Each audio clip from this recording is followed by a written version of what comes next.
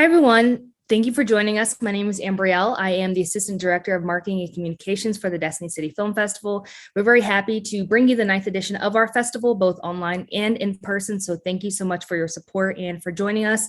Of course, welcome to our special guest. Today, we are going to be speaking with the co-directors of the documentary film No Visible Trauma. So I will let them go ahead and introduce themselves. If we want to start with Marc, you can go ahead, say a bit about yourself, your role in the film, and anything you want to open with. Yeah, hi, Nate. My name is Marc, Serpa Francoeur. I'm here with Robinder. Uppal. We are the co-directors, writers, editors, producers of this film. We were born and raised in Calgary, which is partly how we came to make this film. And we've been basically making documentaries full-time under our company, Lost Time Media, since 2013, after we finished a Master's of Fine Arts in Toronto at Ryerson in documentary media. Yeah, I mean, Marc basically summed it up.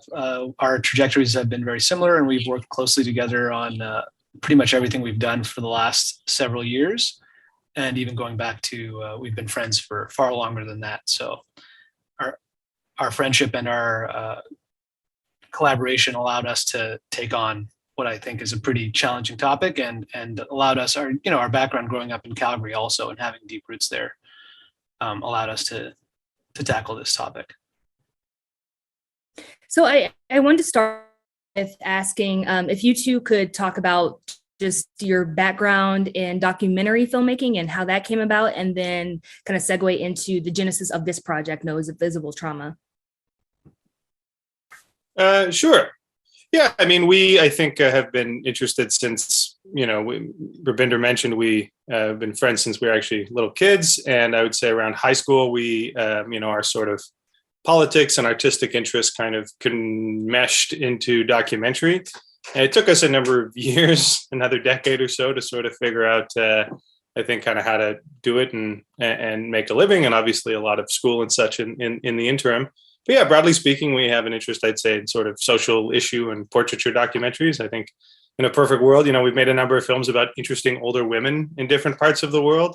In a perfect world, we could just make those movies and not have to deal with unpleasant, really, heartbreaking subjects like police brutality and accountability. But I think, we came to this topic in particular, not, it wasn't sort of the initial impetus, I'll just say quickly, was not to make a documentary writ large about the Calgary Police Service. It really started when we met Godfred back in 2015. And we, were really taken with him as a person, and obviously really disturbed by what had happened to him. And as we started looking more and more into his case, it really just blew our minds in terms of all of the things that had gone wrong and the different ways that this person had suffered, and the various ways in which the system really wasn't, responding to what had happened. Jump forward a couple of years in 2017 when it was announced, charges against an officer, and as we just saw in the film. Lo and behold, it turns out that it was the same officer who had assaulted Godfred had gone on to do something, or one of the officers that assaulted Godfred had gone on to do something similar to somebody else, that somebody else being Daniel Haworth. So that was really what compelled us, I think, to take a look at the broader systemic issues, because, of course, we asked the question, well, how was it that if Godfred had made a serious formal complaint about the behavior of this officer, that he was allowed to remain on the street and go on to treat somebody else like that? So that sort of kicked things up a level, I would say. And could you elaborate on just meeting Godfred, how that conversation started? And I mean, was he willing to share his story up front, or was he a little apprehensive? I'll just quickly answer, because I was the one who met him first, and then I don't have to take up so much space. Robinder can talk as well. But we were introduced by his former defense attorney, Joan Bloomer, who we see in the film. She was a family friend. And she had just finished Godfred's trial and was particularly disturbed of all the various things she's been involved with in her career. She really was haunted by his story, and was, I think, looking for ways as to maybe how she could help beyond obviously having had him acquitted at trial. And she introduced us, and I remember, in the first meeting with Godfred, there was a few things. One was just sort of asking him, well, like, why, obviously, you've been through a hell of a lot here, but like, what, why would you what is it that you hope to achieve, or what are you trying other than just, restitution for himself, I think. But he said, I just don't want this to happen to anyone else. And that's really a common theme that I think we've heard from all of the people, in one form or another. But even that specific phrase, we don't want this to happen to other people, I think is a very common motivation. And certainly it was one for him. So I think we were really taken with that, that desire for, for something, bigger and for changes writ large in the system.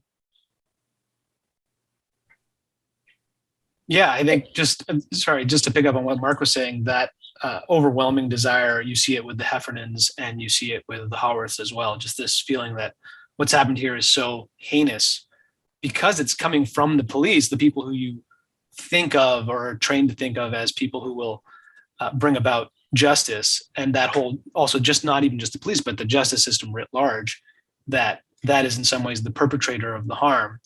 I think it really shocks people to their cores and makes them want to talk to filmmakers, makes them go on these years-long quests to make sure that the people who've done these things to them are called to account for their actions. So that mission was definitely something, and that journey is something that Godford is still on. So, and the rest of them as well, frankly. And then on the other hand, in the documentary, there are quite a few instances where you say that certain groups or certain people refuse to speak to you. So I was wondering if you could talk about just some of the challenges you faced on that front, and maybe any others that you encountered during the production of the film. Yeah, I mean, there's a whole list of people at the end of the film that you just saw who refused to speak to us. The ones that are the sort of the most disappointing and shocking would be people who represent public bodies. And I think the most egregious one is that the entire Alberta Crown Prosecution Service just gave us a blanket denial that they would allow even, a publicist or somebody who's usually trotted out, who's media trained. They even refused to have anyone comment on any of these cases. And I think that denial in particular, but the others as well, point out that these agencies don't, especially in the Canadian context, I think, and this is frequently overlooked, they don't feel as accountable or directly accountable to the public. And over time, I think this culture has been allowed to fester, where even though these are people who are acting supposedly in our own interests, they don't even have to answer questions from journalists or documentary filmmakers. I mean, the 44-minute version of the film was broadcast nationally in Canada on the major public broadcaster, part of the major strand, and they still felt very comfortable telling us to basically, hit the road and ignore us. And that level of unaccountability really speaks to the larger problem, I think. Obviously, people like the head of the union, this was not a surprise to us, but I think it does speak to the fact that even though the police officers union does control the agenda of a city police and does have a big say and is very happy to come out and make bombastic statements, when it comes to answering hard questions from documentary filmmakers or being in conversations where they might be uncomfortable, I think they have a very easy time saying no comment, no thank you, and shut the door in our faces. So that was definitely something that we expected from the union. Now, on the other hand, having the former police chief Roger Chaffin, who sat down with us for a very long interview, his openness was actually very refreshing. And after many, many, many months, we did actually get the interview with the current and continual chief of the Calgary Police Service that you see towards the end of the film. But that was something that we had to work at for months and months. And I think in the interests of looking like they were responding to some of these allegations, they did decide to give us that interview.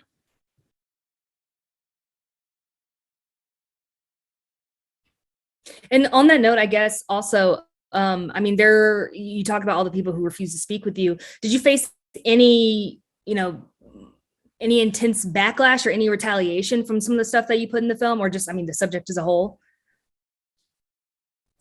It was funny, like before even the film came out, you got the usual sort of cadre of Facebook trolls and the like, people whinging about the content of the film, a film that had yet to be released that they certainly hadn't seen, which is interesting. On the other hand, I just think there's, as we know, and I think this is common between Canada and the States, there is that really hard line between your reactionary back to blue types who it doesn't matter. It doesn't even matter, for example, that a lot of the issues that we're talking about in the film, broadly speaking, are ones that even say, for example, like in Alberta, the province the film is set, there's an association of chiefs of police, and some of the, the issues that they've identified, for example, failings in the professional conduct, like the complaint process, the fact that their recommendation formally a few years ago was that should be a civilian body taken outside of the hands of the police, i.e. don't have the police policing themselves. So, for example, the fact that there are, calls for change even from within the institutions themselves doesn't seem to matter to those type of, to the people with those views. That being said, I mean, it was really interesting that we had, a few current officers who would contact us after the film came out, often, essentially maybe anonymously or at least not on the record, and encourage us and say, thank you, for doing this work. Because of course, lots of officers themselves are not happy with the kind of, like, if you're somebody who is trying to do a good job, et cetera, you're not happy with this kind of comportment. In terms of the response, I mean, from the department themselves, somebody in the media relations department there communicated to us that, before the film was released, because this is, a pretty big deal locally. I mean, Calgary is a large city. It's more than 1 million people. When this came out, though, there's over 2,000 officers, another roughly 800 to 1,000 civilian employees. It's a large institution. There was a department or an institution-wide email or memo or the like from the chief saying, hey, this is going to come out. There's going to be a lot of attention and a lot of heat on the agency.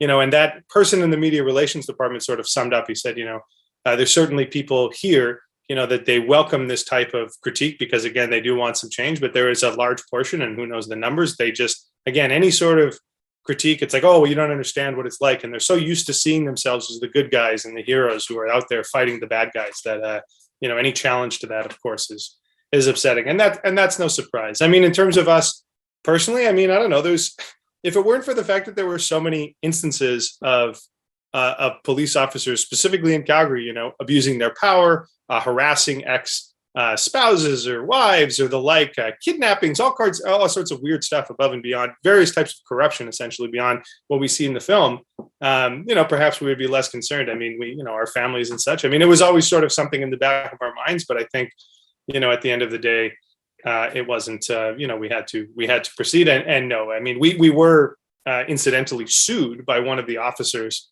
in the film, somebody who's featured very briefly early on in the Clayton Prince incident, essentially in the first 10 minutes of the film. It's that officer, anyone might recall, who's talking to the female trainee after that horrific beating and saying, well, it wouldn't be very good if the van saw this, et cetera. So that particular guy has sued us.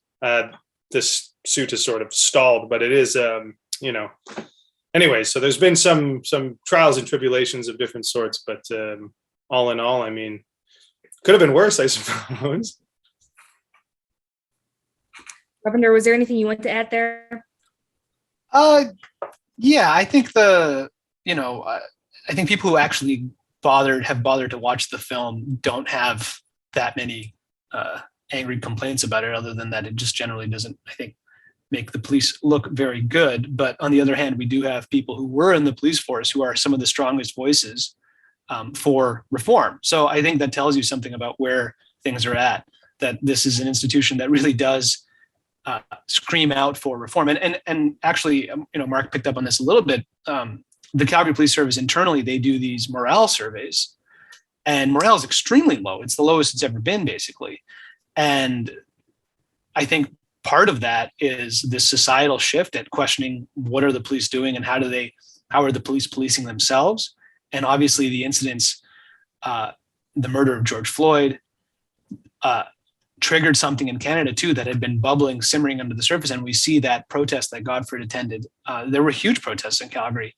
And I think it has added to this feeling within the ranks that something is wrong, and that I think the way that the Calgary police is dealing with the problems that do come up is adding to this, that there is an impression, and whether or not you can argue about, are they actually sweeping things under the rug? There's certainly the impression that they're sweeping things under the rug, and that there's the impression that the effort is always to hide wrongdoing, and that when there's a complaint this is an ongoing argument. When there's a complaint against an officer, they don't even publish which complaint is being, even though it's a public hearing, you never find out who the officer is or what the complaint was that the hearing is about. So how is the public supposed to engage with this? How is the public supposed to know, oh, that's the officer that I had that problem with? Maybe I can show up and, actually get some accountability. No, you have no idea who the officer is. So the only way to figure it out is somebody who's so dogged that they would go to every single public hearing in a little conference room at the headquarters and just sit in and figure out, oh, it was actually this officer. I mean, this is not the behavior of an agency that is giving the impression that they want people to believe that they're holding themselves accountable. It's just the opposite.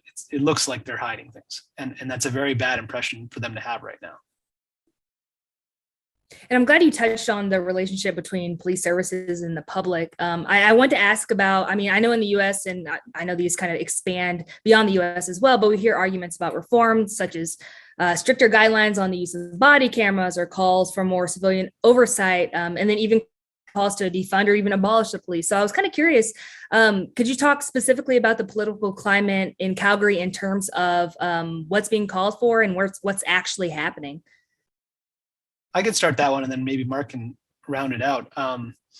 So partially in response to the film coming out and also the film coming out in the wake of the murder of George Floyd and the protests, there was a lot of conversation at City Hall about defunding the police. There were very extended hearings where people gave very heartrending testimony about their personal experiences with the police, and a lot of Black and Indigenous people showed up and other people of color that they felt they'd been discriminated against systematically by the police. And, the current chief of police, he made a very good show of listening to those complaints and even went on to say and accept that, as part of society, that the Calgary Police Service potentially had problems with systemic racism and that he would be comfortable with reducing funding. However, we have very conservative provincial politics in Alberta. And when that was happening, even though the Alberta provincial government had reduced funding to the police sort of on a consistent basis in previous years, suddenly they decided this was the worst thing possible. And they turned it into a political issue and said, we will never defund the police. We will never, and instead of actually thinking about how to best, improve social services or reallocate funding, they just turned it into a political issue and it stalled there. The other major thing has not moved forward in Alberta is a reform of the Police Act that allows officers to be fired. And that really came to the fore with the film, but also an incident that was captured on camera that's featured very briefly in the film, the longer version of the film, is Dahlia Coffey, a young Black woman who was slammed to the ground when she was cuffed. And this video from Calgary went viral all over the world, and people called again and again, and activists called again and again for the firing of the officer. But the question really became, how was that officer not fired right away? And the reason was, well, the Police Act makes it very, very difficult, the way it's written now, to fire officers. And that is something that is actually a thread that runs across police departments all over North America and in other places as well, is it's very, very hard because of the power of unions, but also sometimes because of laws that are very poorly written to fire officers. Even when they do something so egregious and violent and heinous, it's very hard to just say, you're no longer welcome to work here. You have to keep allowing them to work. And so that just becomes a drain on resources. And I think that a few of those incidents definitely caused a ripple, but things are very conservative at the provincial level and have not moved forward as far as I can tell. Yeah, both. I think what's happened or what's been happening in the last couple of years in Calgary, and then this is common throughout, in a number of cities and jurisdictions in Canada, and obviously there would be similarities with the states, is a few of the things that are, concrete is the agreement. At this point in time, it's not really debatable, I don't think anymore, but a broad agreement that there is a need to obviously transfer, that the police are ill-suited to deal with mental health crises and addictions-related incidents. So that's something that certainly, and Calgary was actually the first major jurisdiction or major department in the country that, or maybe any department that, basically said of their own volition in the hearings that Robinder referenced, that this is something that, we endorse. There were sort of little pockets of, like Calgary, for example, had a sort of non-crisis team, but it's essentially working. It's not 24 hours. So you're sort of missing like a lot of the key times in which they're very much needed. But, it's interesting, some of the numbers that are given very conservatively by the departments themselves, that minimum 30% of all of the calls are these type of calls. And those are, I think, quite conservative numbers. A lot of people have pointed to. So 30%. So if we're actually talking about, shifting that work to non-police responses, I mean, that's a big chunk of the police department that you would think over time could be laid off or let go or not rehired. So I think that is sort of, a part of the development. And there is really a shift. When we started the film research for the film back in 2015, I mean, these conversations obviously I think we're happening more in the States, but in Canada, we're very, very nascent.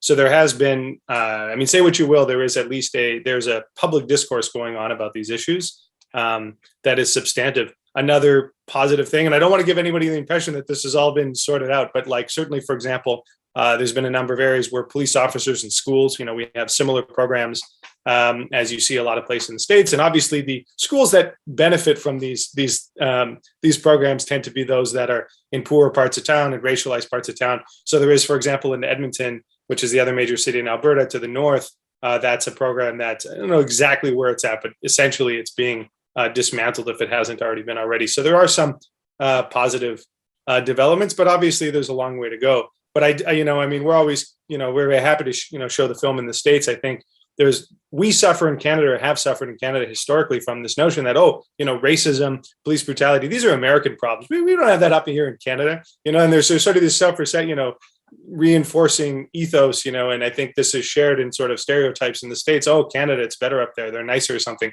And I think between, not just policing, but obviously with the myriad Indigenous issues and pipelines and all the other stuff, I think we hope that false image of Canada as this nicer, kinder, gentler, whatever neighbor to the north, I think hopefully is being dismantled, because we really think that part of why the situation is as dire and as bad as it is because of that kind of attitude. I mean, nothing is worse than telling yourself, in terms of addressing a problem, than telling yourselves that you don't have those problems. Those problems don't exist, or they're not significant. Yeah, that's a great point you bring up, because I just watching the film, I did feel it was very refreshing to see something going on in Canada for the reasons you mentioned. I mean, I think those stereotypes do definitely exist, and they kind of obfuscate a lot of what's actually going on in both countries and, beyond both countries. So yeah, very good point. And then I also want to ask you, so this film, I mean, of course there's Godfred, and he talks about, just being a Black person, but you touch on people who have struggled with addiction and mental health issues. And there's a woman in the force who talks about the sexism and the misogyny that she dealt with. When you started the film, did you know you wanted to touch on all these subjects, or was it something that just kind of evolved as you went on and met different people?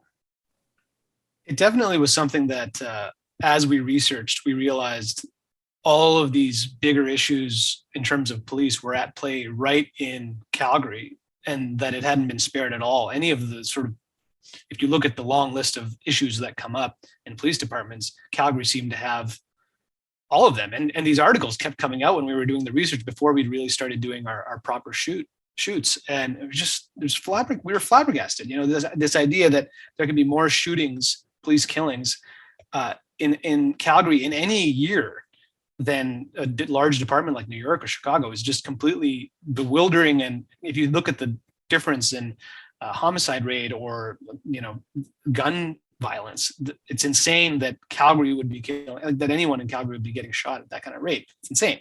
So it was just constantly a process of being surprised that this was happening right under our noses, and then really feeling like, well, no one else is talking about this. We have to put this in the film, because it just wasn't part of the conversation at that time. And so much of the work for the film was already done before there was this awakening with the murder of George Floyd, when suddenly everyone in Canada and all over the world really was talking about police abuse.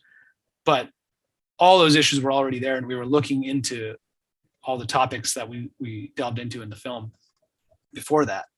And I think the really salient point, though, is these things happen everywhere. And it's part of the sort of general structure. When you have one group of people who are given this monopoly on violence, and you give them then unions that they can hide behind, and you take away any sort of mechanism of accountability, these are the kinds of things you will see. It's just a human consequence. And that really, I think, is maybe what viewers can take away from it, is that even though this is set in Calgary, it happens across Canada, and it certainly happens in cities across the United States. No matter how quaint or how out of the way you think it is, if you dig deep, you usually find that there's some sort of impropriety happening with those in power. And certainly police officers and police departments left unchecked will abuse the power that we give them. It's sort of a law of nature almost, I think. And Marc, on that note, I mean, Robinder kind of touched on what he would like audiences to take away from this film. What would you like to take, or what would you like viewers to take away? And maybe where do you hope the story goes from here? Yeah, I think that, like, okay, well, how do I frame this? And I think that this is sort of relevant, at least when I watch a film that's set, it could be set in Tacoma or Mongolia or whatever. I mean, obviously these are personal narratives. And I think that for us, it's really important to have sort of detailed, concrete examples of what people are going through, of the system, of the malfeasance on the various levels. And so I think that a window into that, I think is super valuable. I think that we've heard a lot of feedback from all sorts of different folks all over the world, just, responding to that it's the eye-opening, incidents that we see. And now it makes them, think about and wonder about what's going on in their own area, wherever it is that, they are. I think that, like, I don't know. I mean, the intent was not to, smear the particular department per se, but to uncover some of these issues.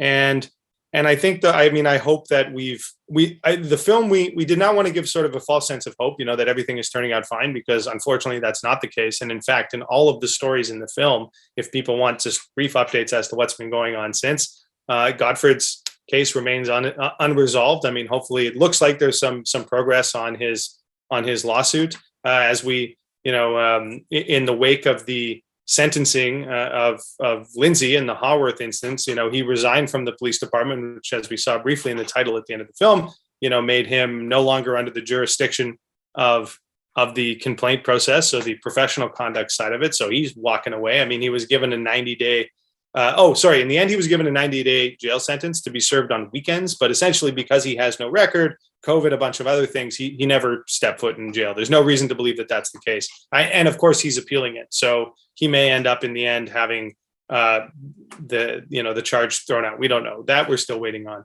With the Heffernan case, unfortunately, there hasn't, again, been, there's no sort of happy ending there. The Heffernans continue to sort of agitate and suffer, obviously. McLaughlin, we saw the officer who shot him, he resigned as well. Same story there. The other 4 officers who are still around are being investigated. Disturbingly, the sergeant who was in charge, and regardless of whether or not who said what, they were the one responsible for what happened in that room to a large extent, has since been promoted, which was something that, of course, the family was extremely upset about. How is it that if this person is being investigated for this very, very, very serious incident, an incident which, lest we forget, the ACERT, the provincial body, said that there was a serious, that they essentially recommended charges of second-degree murder. I mean, this is insane. And this person's been promoted. The excuse given, of course, is, oh, well, this is, part of the contract with the union, et cetera, which I think we're all, as Robinder, we've talked about some of the, the problems with unions. So unfortunately, there's not a lot of happy endings, or there hasn't been so far. And I think with these types of tragedies, I don't really think there can be a happy ending per se, but the hope, again, would be that through agitation, through activism, through all the different people, be it lawyers, be it the regular, John Doe on the ground, that we can push for changes. And really, I think, our hope, I think, at the end of the day would be that this film would be part of contributing to that discussion by shedding light on the problem with police. Hopefully we can inspire some movement and some change for things to be different, because one of the sort of messages we always want to put out there is the fact that however sort of codified policing may seem, policing is not a monolith. Just because in Canada and the States we have policing that is really, I think, retrograde and out of control. It doesn't have to be like that. Then in similar, countries that have a lot of similarities, like the UK and Australia, for example, have much, much, much lower rates of police, certainly shootings. And as we know in the UK, for example, regular police officers don't even carry guns. So I think it's important for us to sort of reject these notions. Oh, well, of course you have to have a gun, or of course somebody had a sharp object and maybe this, maybe that. Again, there's many different de-escalation techniques that officers can use to respond. Essentially, I'm of the mind that, if police officers are actually afraid of actual serious consequences when they hurt people, they will be far, far less likely to do those things and to find other means. So part of it is on the culture of policing. And I think we see some of this in film, and part of it is just these bigger systemic problems. Who is being asked to do what? And at the end of the day, and I think this is evident from the film, the current system as it stands is not serving the public, and it's certainly not serving the officers themselves. I don't think this is for a lot of police officers, this is a happy job that they go home at the end of the night feeling good about themselves and what they're doing. I mean, maybe some of them, but certainly in the conversations we've had with a number of, for example, former officers, some of whom we see in the film, I mean, that's not often the case. And then what I want to end with is just, I mean, I know the title, No Visible Trauma, we kind of see how that's part of Godfred's story about, the report and how there's nothing written in it about the injuries that he suffered. But I just want to ask both of you, could you speak to what the title means to you? For me, I think the trauma is, the title is a reflection of the kind of ridiculousness of that. It's literal in the sense that in the report that was written when Godfred had a bloody lip and other facial injuries, someone could write with a straight face, no visible trauma. That's just ridiculous. And it references that, obviously. But I think so much of the harm and the trauma that occurs as a result of these incidents is made invisible in society, but also just, the Heffernans have to carry this around. They look fine. They try to go about their lives and be happy, but there's just this hole where they've lost their son and they've lost a brother and an uncle and all those things. And I think that just never really leaves you. And in Godfred's case, it's not just something he can go into therapy and get over. It's just, it haunts him, but also the process of trying to get justice has traumatized him in many ways. This idea that then you file a complaint and nothing, and years later, nothing, and no one's ever been charged. And that one guy who did so much of this to you, the actual, the assault, which was found by a judge to be an assault, he just walks away. And he's complaining because he can't do all the jobs that he would have dreamed of, but your life has been, broken apart. So that kind of, for me, that's the title really alludes to all of those hidden traumas that are consequences of these acts, that if you just see a headline or if you just read a quick story in the newspaper, you don't get that understanding of how deep those things run. And I think we've tried to communicate that with the film, and I hope that it has made an impact on audiences. Yeah, I mean, Robinder put it well. I don't know how much there is to add, but yeah, I just think it's it functions for titles are tough, and especially I think when you have I mean, this is not one person's story. We're trying to speak to numerous experiences and have empower those voices to speak for themselves. And there's a lot going on there, and I just think it really does. It over time, it felt more and more right that was the title, just as a metaphor is a fancy word for it, but something sort of figurative that I think speaks to these individual, these collective traumas, the denialism, the attempt to ignore problems and pretend they'll go away. And I think as is often the case with trauma and with harms, that's really just not how it works. And so those wounds continue to fester, whether or not they're visible or acknowledged or addressed. Well, Robinder and Marc, thank you so much for joining us. We are really happy to play your film at our festival. We really appreciate that you shared it with us. And again, thank you for having this conversation. It's been great. Thank you so much, and very best to everyone. And in a non-COVID world, maybe it would have been easier for us to pop down and hang out, but maybe with the next film. Yes, one day, one day. Thank you again. Thank you. Thank you.